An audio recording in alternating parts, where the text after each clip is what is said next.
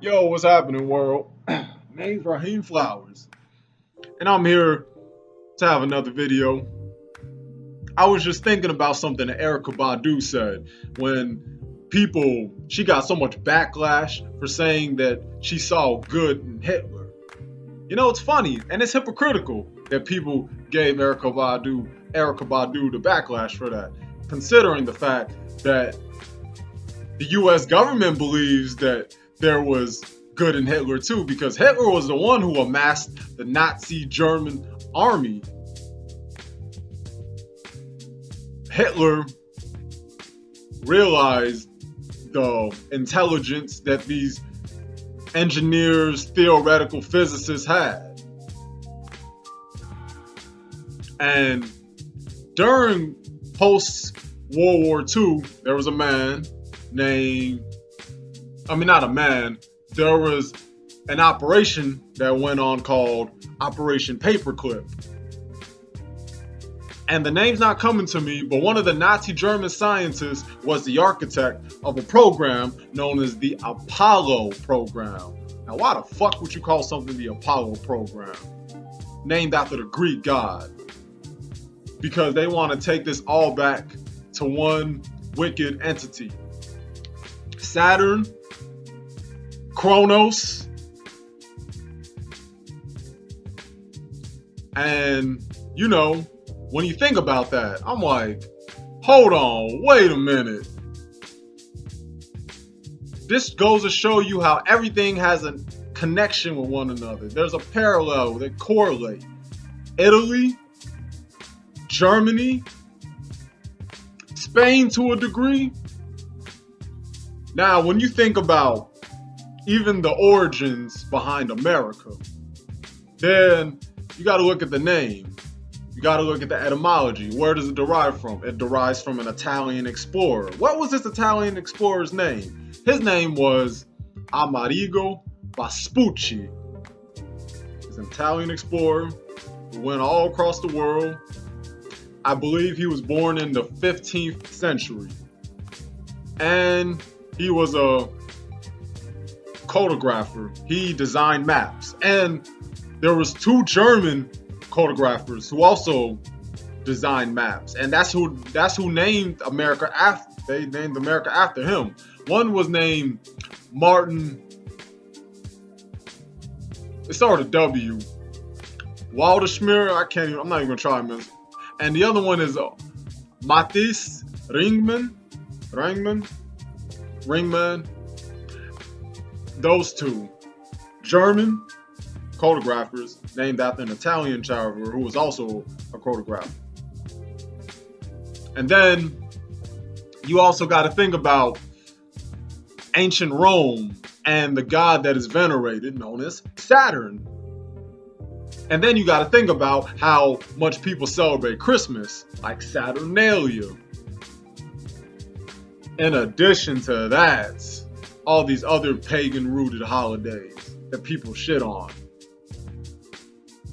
But the more important thing is to point out the blatant hypocrisy. Just like when people say, well, look what the Nazis did and all those human experiments. First of all, if you want to talk about human experimentation, and if you want to talk about concentration camps, look no further than the States. One of your so-called founding fathers, Benjamin Franklin, I should call his ass. He had a house down there in London, down there in England, and he would experiment on people. In 1998, a forensic group discovered around 15 plus bodies in his house. Can't do nothing to a dead man, though, clearly. But point is, this is one of the so-called founding fathers.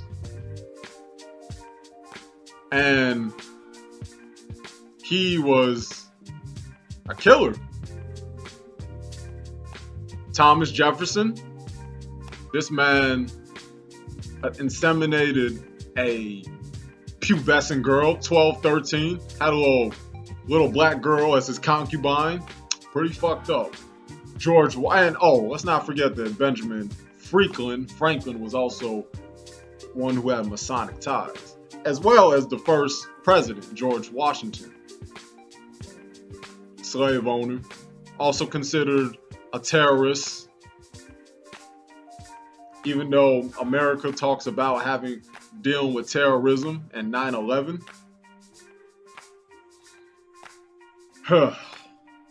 Man, oh man, the hypocrisy is real.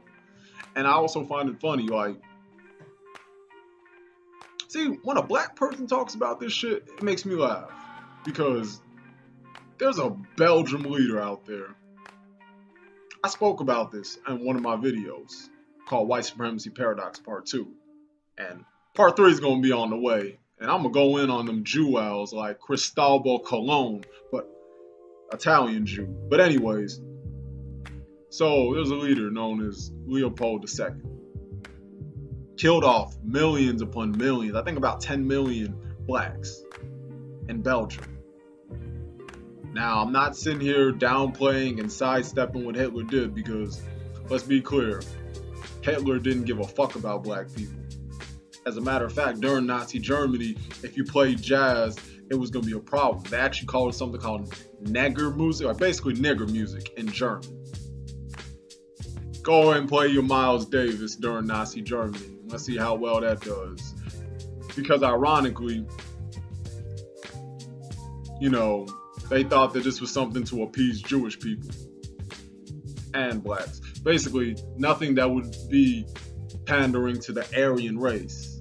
And it's funny because when I was reading up on Marco Polo, another Italian explorer, he was doing his travels, and he was with Kilan, Genghis Khan's grandson. He got in his good grace. He traveled all throughout Asia, and we all know that India is a part of Asia. That's Southern Asia. And,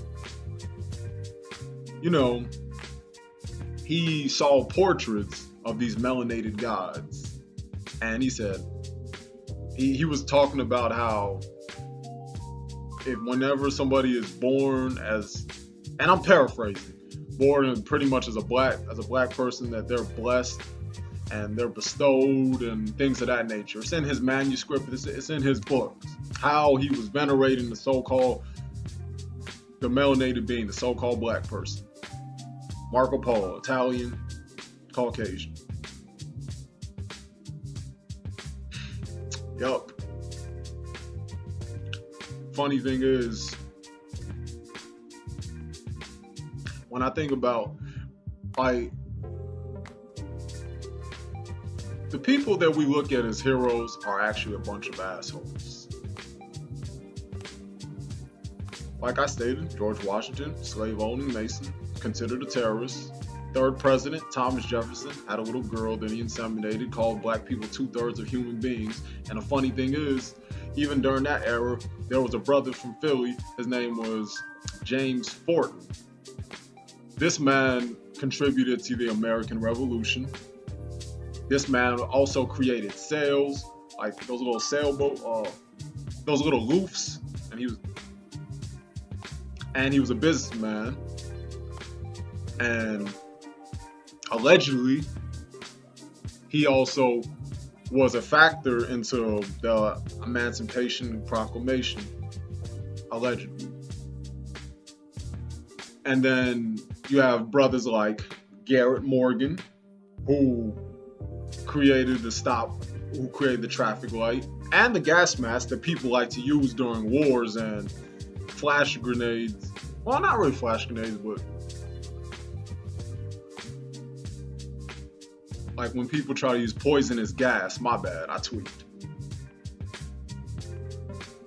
So that brother, he did a lot of favors, especially for people who got automobiles. One thing I've learned growing up in this world, especially when you're a black man, you have people who try to make you do things on their terms. It's like a stipulation package. I know this personally. This is why I fell back and I did not align myself with certain groups. Like, even with the Masons, like,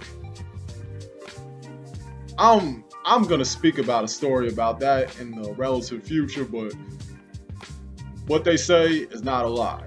I'm gonna say that much for now.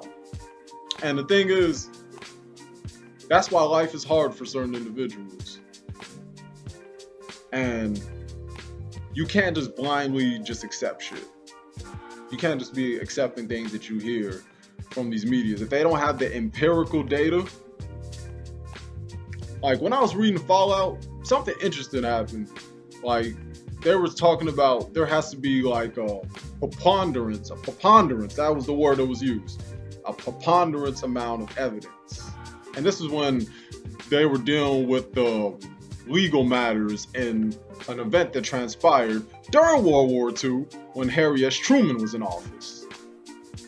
You see, nobody just wants to do things from the good of their heart. And it's funny that Erykah Badu said that she found the good in everybody, but unfortunately, people will do malevolent things to you quicker than they'll do benevolent things because they realize that it's easier to lean and get what you want from there. You know? This just makes me think so hard about even when you align yourself with all these, like even with the Prince Hall Freemasonry, named after Prince Hall, who was the founder of the so-called Black Masons. It's always a stipulation package. And I think about that because I'm thinking about something that even my younger brother was telling me about the quality of a camera. But I know my siblings, I know my family, and I know they don't just do things purely out the good of their heart. Like that's the thing with Black people. Everything gotta be this deal or some fucking stipulation package. There's gotta be some sort of condition behind what you do. It just can't be, hey man, you my bro, we need to synergize with one another. Lack of unification. I said that shit before and I'll say it again. That's why we don't prosper.